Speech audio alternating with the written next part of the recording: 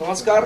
आजच्या पत्रकार परिषदेचं आयोजन याच्यासाठी केलं गेलेलं आहे की गेल्या अनेक दिवसात आपण अनेक गोष्टींवर चर्चा करतो. मग कडू काय म्हणाले, नंतर राणा काय म्हणाले, भिडे काय म्हणाले, या गोष्टींवर चर्चा झाली. पण एका महत्त्वाच्या मुद्द्याकडे आपलं सर्वांचं दुर्लक्ष झालं.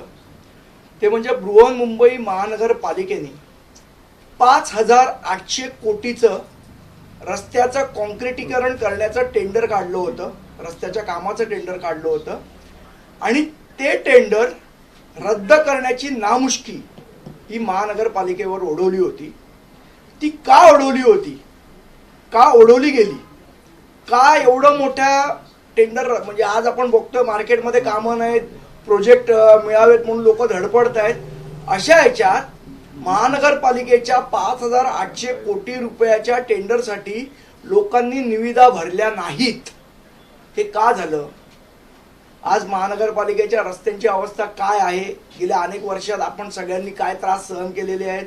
खड्ड्यामध्ये किती लोकांचे मृत्यू झालेले आहेत, किती लोकांच्या पाठ दुखत आहेत, किती टू व्हीलरवाले धडपडलेले आहेत, किती ॲक्सिडेंट झालेले आहेत, हे आपण सर्वांनी बघितलेले आहे. मग असं महत्त्वाचं टेंडर का रद्द झालं? मला असं वाटतं हे समजून घेत असताना आपल्याला थोडं महानगरपालिकेच्या इतिहासात जावं लागेल. आपण जर गेल्या 20 ते 25 वर्षाचा महानगरपालिकेचा इतिहास बघितला तर ही रस्त्याची कामं करणारे कंत्राटदार कोण होते याच्यावर जर आपण लक्ष घातलं, अगदी 20 वर्षातले प्रत्येक काम तुम्ही काढून बघा, कुठलंही काम रोडचं, याच्या जर निविदा आपण बघितल्या तर त्या फक्त या ठराविक कंत्राटदारांनाच मिळायचा. याच्या व्यतिरिक्त एकही कंत्राटदार क्वालिफाय व्हायचा नाही, दुसऱ्या कंत्राटदाराला काम मिळायचं नाही. हे कंत्राटदार कोण आहेत? RP infrastructure, Relcon private limited, Mahavir construction, R K Madani, KR construction, J Kumar, Prakash engineering, force construction. याच्या व्यतिरिक्त एकाही कंत्राटदाराला आत्तापर्यंत महानगरपालिकेच्या रोडची कामं मिळाली नाही. आता ही का मिळत नव्हती याचं अगदी मी तुम्हाला थोडक्यात थोडीशी याची पार्श्वभूमी सांगणार आहे. महानगरपालिका जनरली हे 600 ते 800 कोटीची टेंडर्स काढायची रस्त्याची, आणि त्याचे जे डिवायडेशन आहे ते कसं व्हायचं तर शहरात 2 कामं, पश्चिम उपनगरात 2 कामं, पूर्व उपनगरात 2 कामं. आणि मग हे कंत्राटदार होते. त्यातलं आता समजा उदाहरण म्हणून मी सांगतोय, हेच झालं असेल असं नाही, पण साधारण ह्याच पद्धतीने ते व्हायचं. आता समजा आरपी इन्फ्रा आणि रेल्कॉन हे 2 कंत्राटदार आहेत. हे पूर्व उपनगरामध्ये 100 रुपये रेट भरायचे. पश्चिम उपनगरामध्ये हेच कंत्राटदार 110 रुपये रेट भरायचे. आणि हेच मुंबई शहरामध्ये 120 रुपये रेट भरायचे. तर पश्चिम उपनगराचं काम यांना मिळायचं कारण त्यांनी 100 रुपये लोएस्ट रेट भरलाय. महावीर कन्स्ट्रक्शन, आर के मदानी काय करायचे तर पूर्व उपनगरात 100 रुपये रेट भरायचे, बाकी ठिकाणी 110 भरायचे, तिथे 100. त्यामुळे मग हे काम त्यांना मिळायचं. म्हणजे ज्या कंत्राटदार पश्चिम उपनगरात 100 रुपये भरायचा तो कंत्राटदार पूर्व उपनगरात 110 भरायचा. असा काय मोठा फरक होता की तो तिथे जास्ती भरायचा आणि इथे कमी भरायचा? रोडचं काम सेम, मुंबईतच. मग हे रेट, तर ह्याच्यासाठी ते एक संगनमत करायचे. हे सगळे 6-8 कॉन्ट्रॅक्टर म्हणून संगनमत करायचे की बाबा तू इथे 100 रुपये भर, मी इथे 110 रुपये भरतो, म्हणजे तुला इथे काम मिळेल. तू इथे 100 रुपये भर, तो 110 भरेल, म्हणजे त्याला काम. या पद्धतीचं कार्टेल हे महानगरपालिकेमध्ये गेल्या 20-25 वर्षापासून होत होतं. या वेळेला जे टेंडर निघालं 5,800 कोटीचं, त्या टेंडरमध्ये काय झालं तर 2-2 लोकांना कोलॅबरेशन करायची मनाई या टेंडरमध्ये करण्यात आली. आणि या टेंडरमध्ये असं एक्सपेक्टेड होतं, जे सन्माननीय उपमुख्यमंत्री देवेंद्र फडणवीस साहेब नाना पाटेकरांना जो इंटरव्ह्यू दिला त्याच्यात म्हणाले होते की आम्ही L&T, टाटा यासारख्या कॉर्पोरेट कंपन्या आहेत, या कंपन्यांना आम्ही हे टेंडर देणार आहोत जेणेकरून रस्ते चांगले होतील. आपल्याला आठवण असेल तर ती मुलाखत आपल्या सगळ्यांकडे असेल, त्यावेळेला हे उत्तर देवेंद्र फडणवीसांनी दिलेलं. मग या टेंडरमध्ये ह्या ज्या मोठ्या कॉर्पोरेट कंपन्या आहेत त्या का सहभागी झाल्या नाहीत हा महत्वाचा प्रश्न इथे निर्माण होतो. याचं जर आपण उत्तर शोधायचा प्रयत्न केला तर याचं उत्तर जे आहे ते त्या टेंडर कंडिशन्स मध्ये आहे.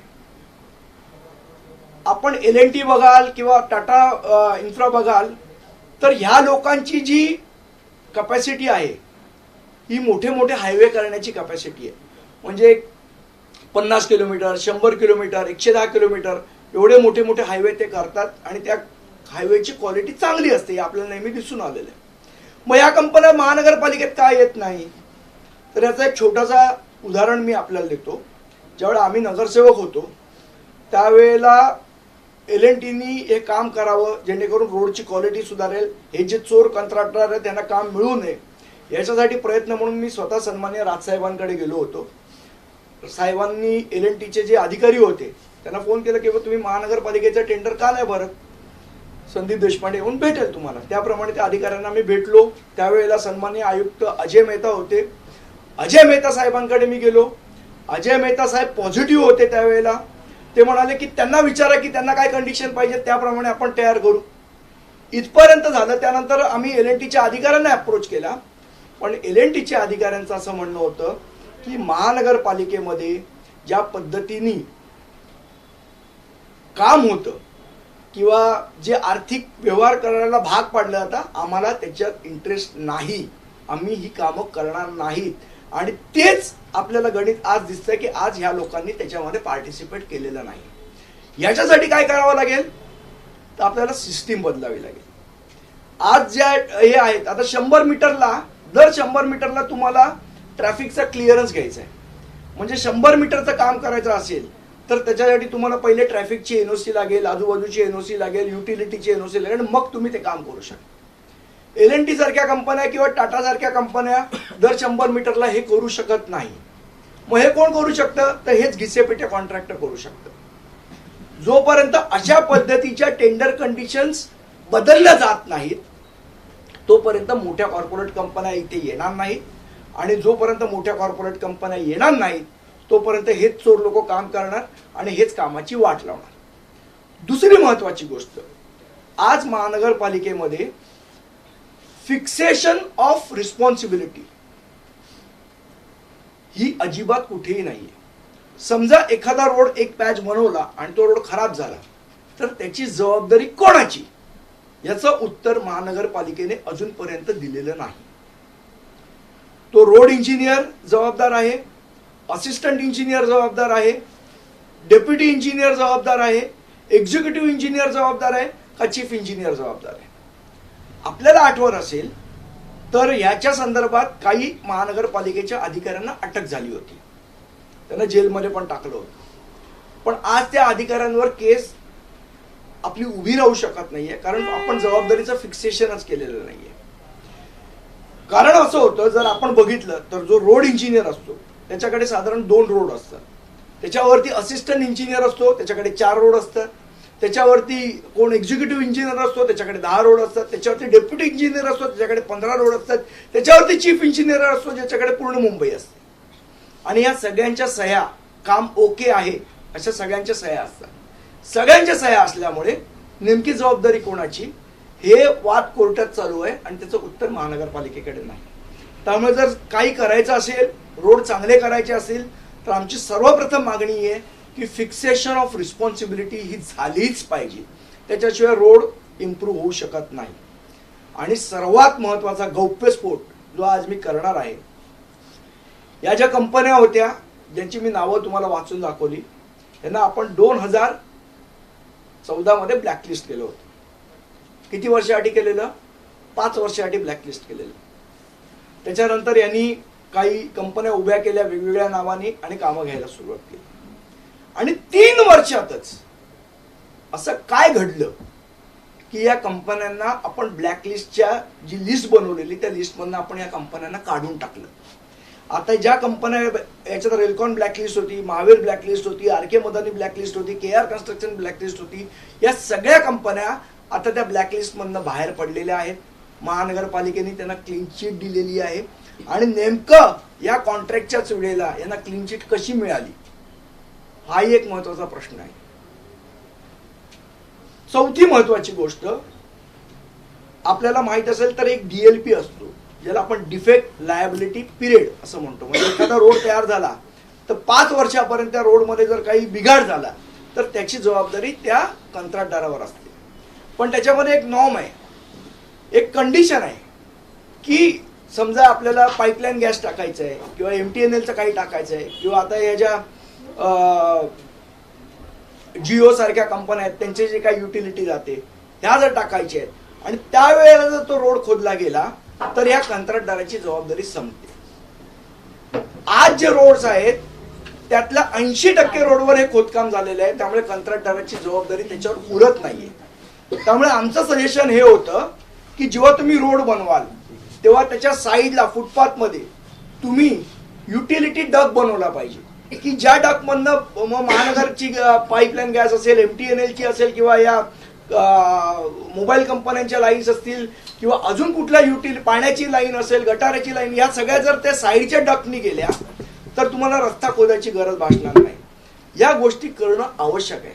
जर ह्या गोष्टी झाल्या नाहीत तर मुंबई महानगरपालिकेचे रोड तुम्ही 5,800 कोटीचं कॉन्ट्रॅक्ट काढा किंवा 7,000 कोटीचं कॉन्ट्रॅक्ट काढा किंवा 10,000 कोटीचं कॉन्ट्रॅक्ट काढा, मुंबई महानगरपालिकेचे रोड हे कधीही सुधरू शकत नाही.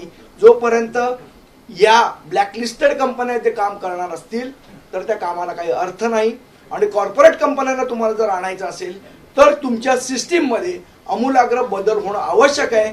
आणि त्याची मानसिकता ही राज्यकर्त्यांमध्ये आहे का, हा महत्वाचा प्रश्न याच्यामध्ये येतो.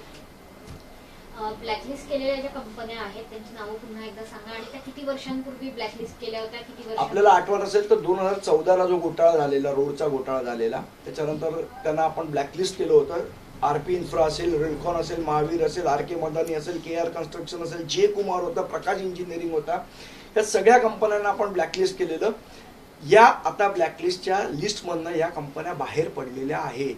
यांना कोणी क्लीन चिट दिली, काय प्रोसिजर झाली, याचं उत्तर महानगरपालिकेचे आयुक्त इक्बाल चहल साहेब यांनी दिलं पाहिजे.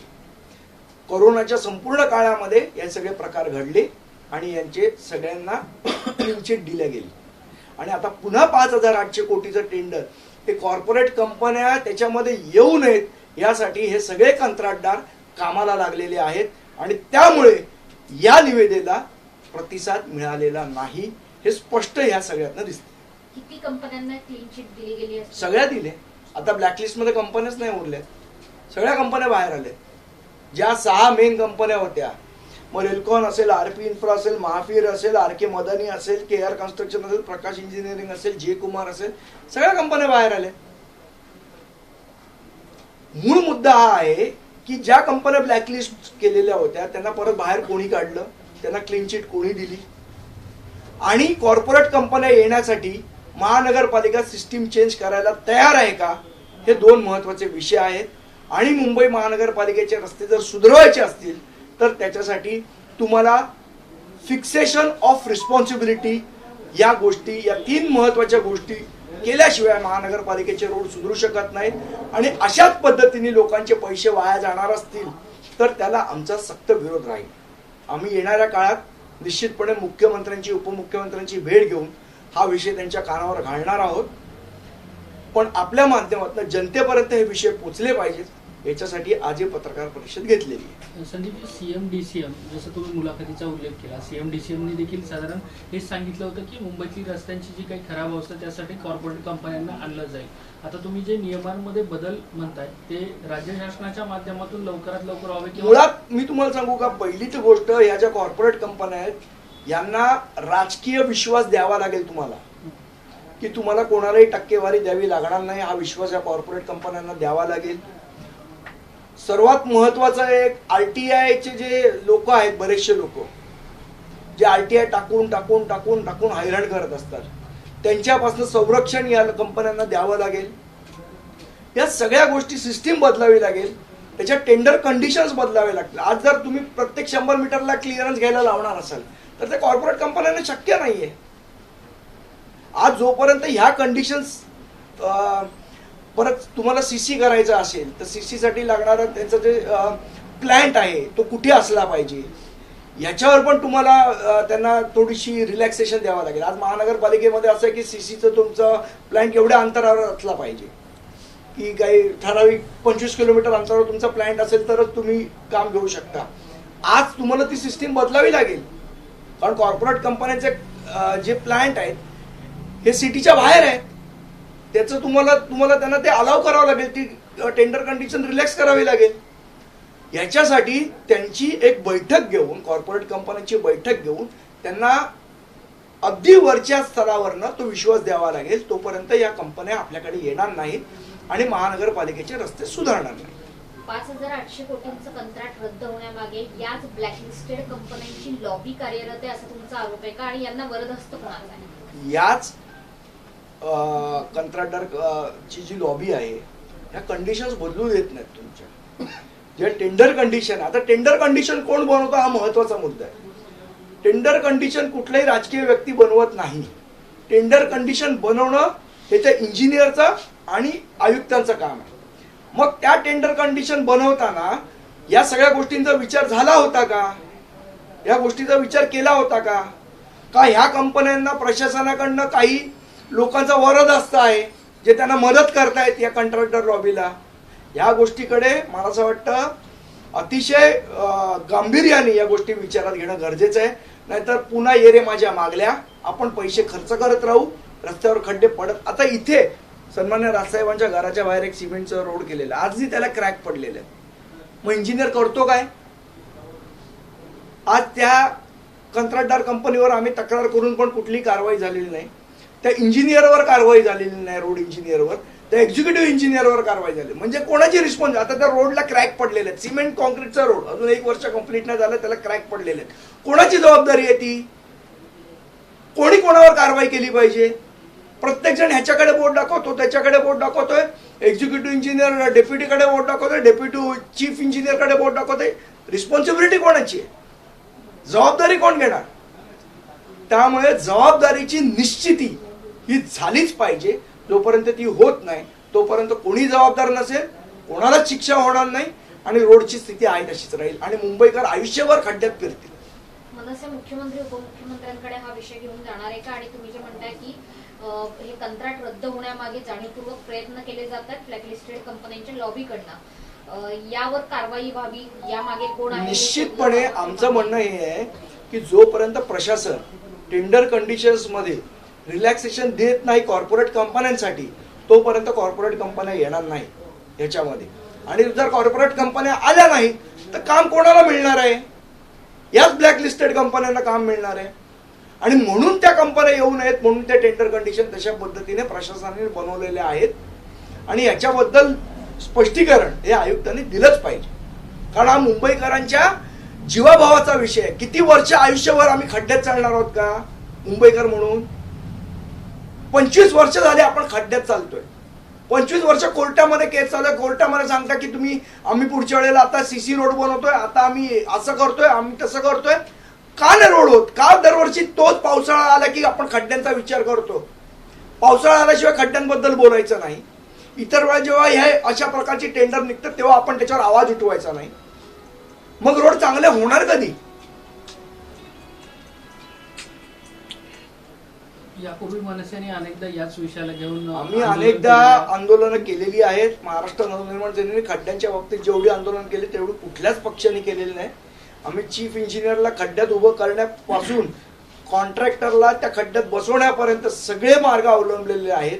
आणि जोपर्यंत सिस्टीम सुधारत नाही तोपर्यंत रस्ते सुधारणार नाही असा ठाम विश्वास आहे. आता नवीन सरकार आलेलं आहे. आम्ही निश्चितपणे या गोष्टी मुख्यमंत्री उपमुख्यमंत्र्यांच्या पण कानावर घालू, आयुक्तांच्या पण कानावर घालू.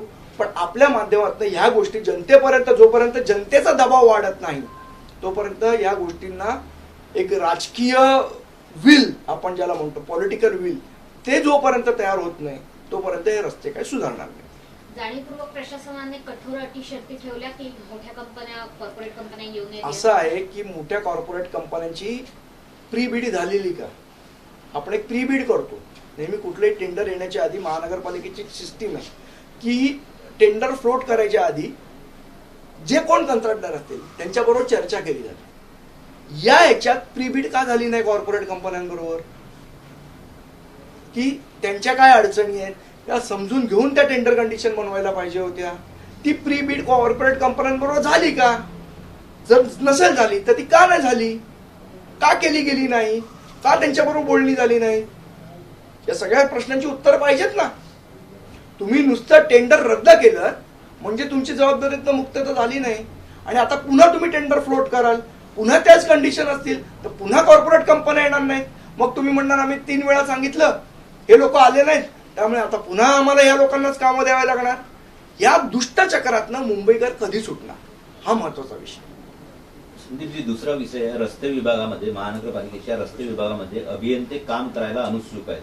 जवळपास 50 अभियंत्यांनी बदली मागितली आहे दुसऱ्या विभागात जायचा, किंवा 50 अभियंत्यांची बदली पण झाली आहे अशी पण माहिती आहे. मुळात विषय असा आहे की आपल्याला रिस्पॉन्सिबिलिटी घेऊन काम करायचंय की नाही हे अभियंत्यांनी ठरवलं पाहिजे. जबाबदारी ढकलण्यासाठी त्यांना पगार देत नाही आपण, जबाबदारी पेलण्यासाठी पगार देतो. आणि जर पगार पाहिजे तर जबाबदारी पेलावीच लागेल, त्याच्यापासून पळ नाही, त्याच्यापासून सुटका नाही. हाँ हो गया. संदीप जी हिंदी में जानना चाहेंगे. एक फक्त मराठीचं एकच हाँ यार विषय हाँ ठीक है. एक ट्विट तुम्ही केलेलं आहे, शिवसेना गुजरात निवडणूक लढवणार का? हा म्हणजे तो एक महत्वाचा प्रश्न आहे. कारण राष्ट्रीय पक्ष म्हणून त्यांनी मला असं वाटतं राऊत साहेब होते तेव्हा म्हणायचे की रोज आम्ही राष्ट्रीय पक्ष आहोत आणि आम्ही आता भारतभर निवडणुका लढवून. म्हणून एक साहजिक प्रश्न पडला मला की किंवा गोव्याचं भव्य यश त्यांना जे मिळालं गोव्याच्या निवडणुकीत, उत्तर प्रदेशच्या निवडणुकीत, त्या भव्य यशानंतर आता गुजरात निवडणूक लढवणार का, हा एक सिंपल प्रश्न होता माझा. सर हिंदी में जानना चाहेंगे. आज आपने एक बहुत महत्वपूर्ण विषय को लेकर पत्रकार परिषद की है, रोड को लेकर क्या है प्रश्न, क्या विषय को लेकर आप करें विस्तार से बताइए. देखिए ऐसा है कि जो कंपनियां थी, फिर आरपी इंफ्रा रहेगी, रेलकॉन, महावीर, आरके मदानी, केआर कंस्ट्रक्शन, जय कुमार, प्रकाश इंजीनियरिंग, ये जो कंपनियां थी ये मुंबई महानगर पालिका ने ब्लैकलिस्ट की थी. ब्लैकलिस्ट 5 साल के लिए किया था, लेकिन 3 साल के बाद ही उनका ब्लैकलिस्ट में से नाम हटा दिया गया. क्यों हटा दिया गया किसी को पता नहीं. अभी आपको ज्ञात होगा तो देवेंद्र फडणवीस साहब और मुख्यमंत्री साहब ने जो नाना पाटेकर साहब को मुलाकात दी थी, तब उन्होंने कहा था कि हम कॉर्पोरेट कंपनियों को इसमें इन्वॉल्व करेंगे ताकि काम की क्वालिटी, काम का दर्जा अच्छा हो जाए. लेकिन कॉर्पोरेट कंपनियों ने इस टेंडर में कोई रिस्पॉन्स नहीं दिया. क्यों नहीं दिया? क्योंकि हमारा ये कहना है कि जो कंडीशंस बनाई गई है उसमें कॉर्पोरेट कंपनी आने के लिए उत्सुक नहीं है. इसीलिए नहीं है कि वो बहुत स्ट्रिंजेंट कंडीशंस है. और ये स्ट्रिंजेंट कंडीशंस किसके लिए बनाई गई है? तो ये जो ब्लैकलिस्टेड कंपनियां हैं उनको ही काम मिले, इसीलिए इस प्रकार की कंडीशन रखी गई है टेंडर में, ताकि कॉर्पोरेट कंपनी ना आए और इन्हीं कंपनियों का बोलबाला महानगर पालिका में चलता रहे. आप पिछले पूरे 25 साल का अगर इतिहास देखेंगे तो इन्हीं कंपनियों को काम मिला है. इन्होंने एक प्रकार से कार्टेल किया हुआ है. और फॉर एग्जाम्पल आरपी इंफ्रा रहेगा, रेलकॉन रहेगा, एक काम उठाते थे, वहां 100 रुपए का टेंडर भरते थे. बाजू वाला जो रास्ता था वही वो 110 कोट करते थे, तो नेचुरली 100 वाले को काम मिलता था. अभी जो दूसरा काम है वहाँ सब जो 2 और कंपनियां आरके मदानी के वो भरते थे 100 रुपए, ये 110 भरते थे, तो उनको काम मिलता था. इस प्रकार का कार्टेल पिछले 25 साल से महानगर पालिका में लगातार चलता आ रहा है. और हमारी यही मांग है कि जब तक ये कार्टेल चलता रहेगा मुंबई के रास्ते ठीक नहीं हो पाएंगे. फिर आप 5,000 कोटी का टेंडर निकालो या 7,000 कोटी का टेंडर, सिर्फ पैसा खर्च होता रहेगा, क्वालिटी नहीं आएगी. दूसरी हमारी बात है कि इसमें फिक्सेशन ऑफ रिस्पॉन्सिबिलिटी होनी चाहिए कि इसके लिए जिम्मेदार कौन है. Road engineer, executive engineer, deputy engineer, कौन जिम्मेदार है, इसका फिक्सेशन होना चाहिए. और तीसरी अहम बात है कि इसके लिए यूटिलिटी डक्ट बनाना चाहिए. अभी आप रोड के नीचे अगर उसको यूटिलिटी डालते रहेंगे तो रोड बार बार उसको खुदाई काम करना पड़ेगा यूटिलिटी रिपेयर के लिए. उससे अच्छा अगर आप यूटिलिटी डक्ट बनाते हो तो वो खोदना नहीं पड़ेगा, रोड की क्वालिटी रहेगी और फिक्सेशन ऑफ रिस्पॉन्सिबिलिटी कॉन्ट्रैक्टर के ऊपर रहेगी. इन चीजों को हम आगे आने वाले दिनों में जनता के सामने रख रहे हैं. इसके बारे में हम मुख्यमंत्री, उप मुख्यमंत्री साहब को भी निवेदन देंगे. और जब तक एक पॉलिटिकल विल नहीं बनती है कि भाई कॉर्पोरेट कंपनियों की इन्वॉल्वमेंट होनी चाहिए, तब तक उनको ये विश्वास नहीं दिलाया जाता कि आपका काम ठीक तरीके से हो पाएगा, तब तक वो लोग आएंगे नहीं। जब तक वो लोग आएंगे नहीं, इसी प्रकार के दुष्ट चक्र में मुंबई वालों को सहन करना पड़ेगा। सर, आपने टेंडर की बात की, टेंडर में कई कंडीशन होते हैं, उसमें बदलाव होना चाहिए। वो बदलाव किस प्रकार से होने देखिए, ऐसा है कि अब एक सिंपल कंडीशन बनाता हूँ कि 100 मीटर के ऊपर आपको सिर्फ 100 मीटर की आपको एनओसी मिलती है। अगर कॉर्पोरेट कंपनियों के पास इंफ्रास्ट्रक्चर बड़ा है, सिर्फ 100 मीटर के ऊपर वो नहीं कर सकते, उनको आप लंबा स्ट्रेच देना पड़ेगा आपको। और ये लंबा स्ट्रेच देने के लिए सिस्टम में चेंज लाना जरूरी है, उनको परमिशन देने के टाइम चेंज लाना जरूरी है। मुझे लगता है जब तक ये सिस्टम चेंज नहीं होती तब तक ये लोग आएंगे नहीं, जब तक ये लोग आएंगे नहीं तब तक ये रोड इंप्रूव होगा नहीं। सड़क का गड्ढा बहुत महत्वपूर्ण विषय, हमने देखा कई सालों से बात करें, जब से शिवसेना बीएमसी में है, हमेशा खड्डे के चलते कई लोगों की मौत होती है, कई लोग घायल होते हैं। इस विषय को लेकर आप महाराष्ट्र के मुख्यमंत्री, डीसीएम, डेप्यूटी सीएम से मुलाकात करें, क्या मांग करेंगे उनसे आप? कब तक हम बिल्कुल उनसे एक निवेदन देंगे इस बारे में। हम अगर वो समय देंगे हमको तो हम चर्चा भी करेंगे उनके साथ और उनको बताएंगे कि किस प्रकार से टेंडर कंडीशंस को चेंज करना पड़ेगा ताकि कॉर्पोरेट कंपनियों के इन्वॉल्वमेंट हो, ताकि क्वालिटी ऑफ रोड इंप्रूव हो। वरना आप 5,000 करोड़ खर्चा करो या 7,000 करो, ये रोड की कंडीशन होने वाली नहीं है। उसके लिए हम जरूर उनसे समय मांगेंगे, अगर वो समय देंगे तो इस बात की भी चर्चा उनके साथ करेंगे। सर, गड्ढे की बात करें अब जिस तरह से कि नए बड़े कॉर्पोरेट सेक्टर्स में आना चाहिए, क्या आपको लगता है नए कॉर्पोरेट सेक्टर के बड़े लोग इसमें शामिल होते हैं तो जो गड्ढे की समस्या है वो खत्म हो देखिए, जाएगी? इसके लिए एक हमेशा महानगर पालिका को करना चाहिए था, ये टेंडर फ्लोट करने के पहले एक प्री बिड मीटिंग होती है। मतलब जो इंटरेस्टेड पार्टी संभव है जो होते हैं उनके साथ एक चर्चा होती है कि भाई टेंडर कंडीशन क्या होनी चाहिए, उनको क्या लगता है, इसके बारे में एक चर्चा होके उसके बाद टेंडर कंडीशन। ये टेंडर फ्लोट होने से पहले कॉर्पोरेट के साथ इस प्रकार की प्री बिड मीटिंग क्यों नहीं हुई, ये एक इंपॉर्टेंट सवाल है। इस प्रकार की मीटिंग क्यों नहीं की उन्होंने? और अगर ये मीटिंग करते थे तो मुझे लगता था इस बात का खुलासा होता था। कहीं ना कहीं ये जो ब्लैकलिस्टेड कंपनियां हैं, इनकी जो लॉबी है, इनको प्रशासन की ओर से मदद तो नहीं हो रही है कि ताकि कॉर्पोरेट कंपनी ना आए और इन्हीं लोगों को काम मिले।